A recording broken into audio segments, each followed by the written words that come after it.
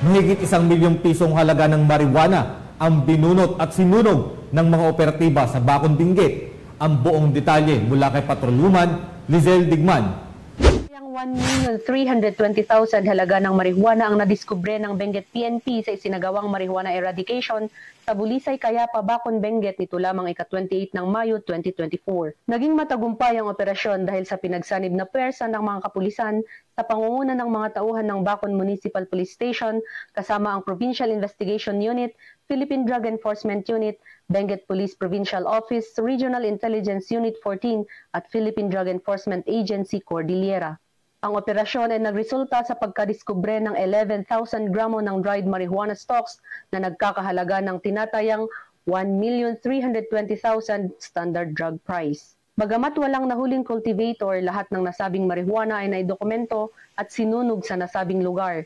Sinisiguro naman ng kapulisan ng Benguet na lalo pa nilang paiigtingin ang kanilang kampanya kontra sa iligal na droga, gayon din upang matuldukan ang paglaganap ng pinagbabawal na gamot sa kanilang nasasakupan.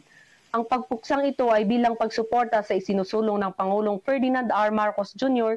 na whole-of-nation approach na kinakailangan para masugpo ang paglaganap ng iligal na droga at maging illegal drug-free ang bansa. Mula dito sa La Trinidad, Benguet, ako ang inyong PNN correspondent, Patrolwoman Digman, alagad ng batas, tagataguyod ng Balitang Pulis. Maraming salamat, Patrolwoman Digman.